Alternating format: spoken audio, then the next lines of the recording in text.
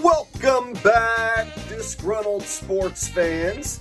And I'm sure some of you are extra disgruntled this week because maybe your team got bounced from the playoffs. So let's go ahead and break it on down.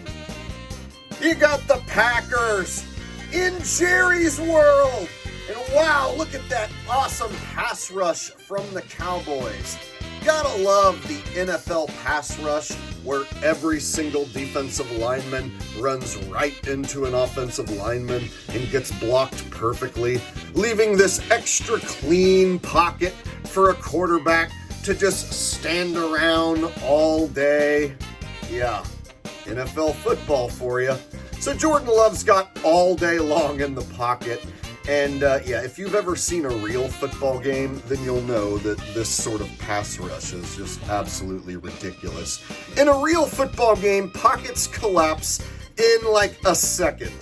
But anyway, this is the make-believe National Fixed Phony League, and Jordan Love's got all day long to throw this pass, and guess what?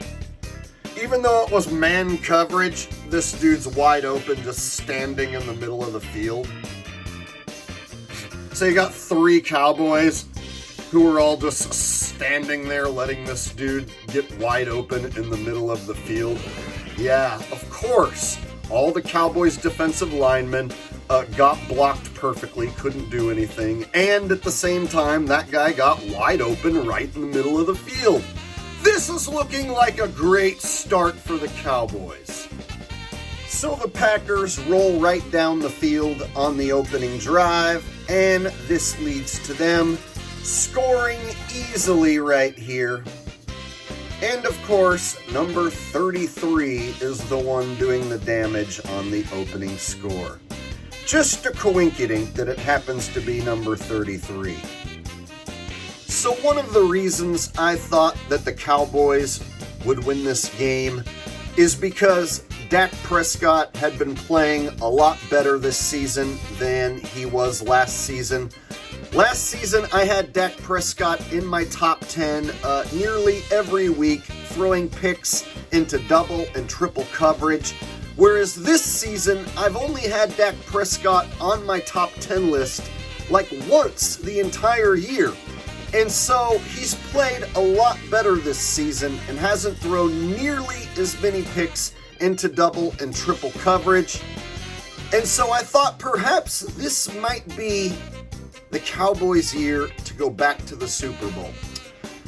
But Dak reverted back to the Dak of last season and started throwing it right to the other team.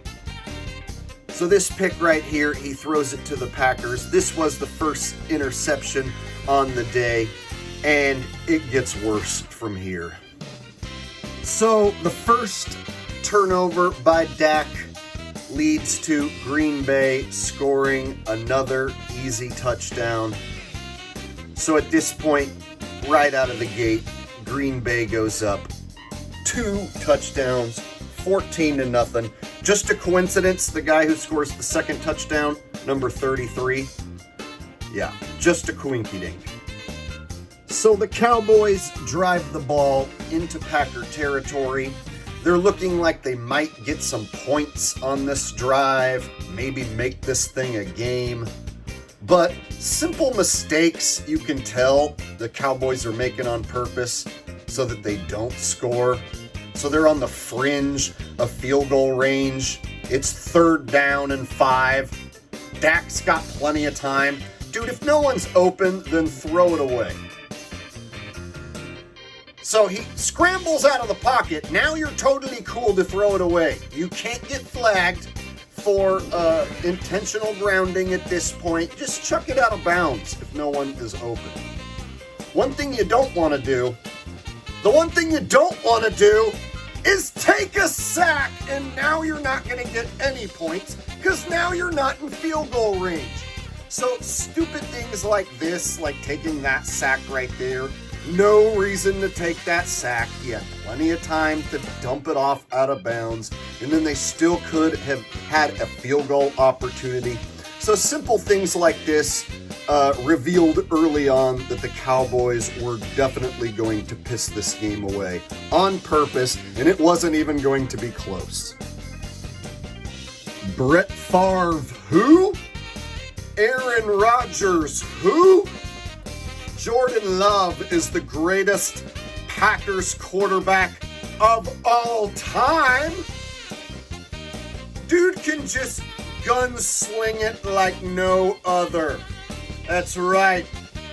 Greatest Packers legend, first ballot Hall of Famer, Jordan Love. You heard it here. So this game's already over, and it's terrible and unwatchable. It's basically just a hot pile of trash.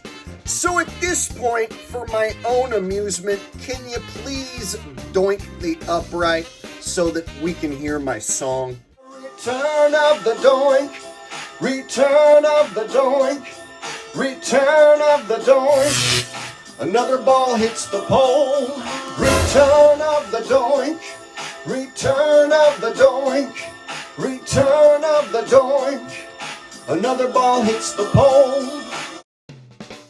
So even though the Cowboys were down 20-0 at this point, people were still showing up to my comment section and claiming that the Cowboys were going to come back and win this game. And they seemed so sure of themselves. Until Dak threw his second interception of the day. And this one is extra bad. I mean, he's got a man wide open right in the middle of the field for an easy first down. But instead, he throws it to this Packers dude.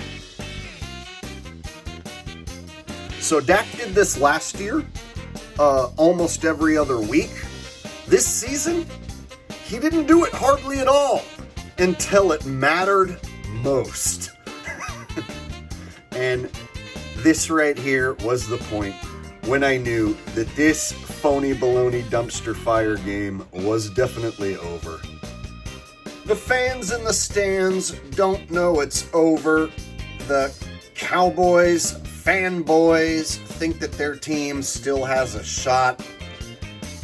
So, late into the third quarter, the Cowboys do score right here. And just when it looks like the Cowboys might come back in this game, the 2-point conversion is good.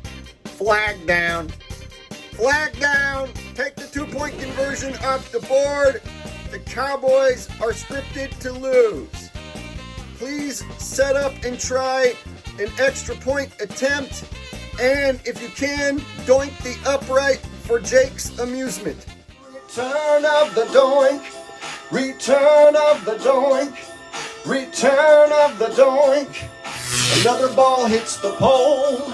Return of the doink. Return of the doink. Return of the doink. Another ball hits the pole. So it is now 34-16, and Cowboys fanboys still believe that they're going to win this game. I had people still commenting and telling me that the Cowboys were going to come back and win this thing 35-34. That is until Jordan Love hit the dagger off of his back foot. And the Cowboys, of course, don't cover this tight end. Just go ahead and leave him wide open so he can shove the dagger right in your fanboy heart. Look how he can stop and come back and stand there and catch the ball. And there's still not even a Cowboy anywhere in sight to stop it from happening. Of course, the one guy who comes running over, maybe he can shove him out of bounds. Nope, can't do it. So at this point, all the comments saying that the Cowboys were going to come back and win, yeah, they stopped. And the fans in the stands at this point, I think they even realized that it was over. And the Packers move on to the next round. Can they keep this magic going? We shall see.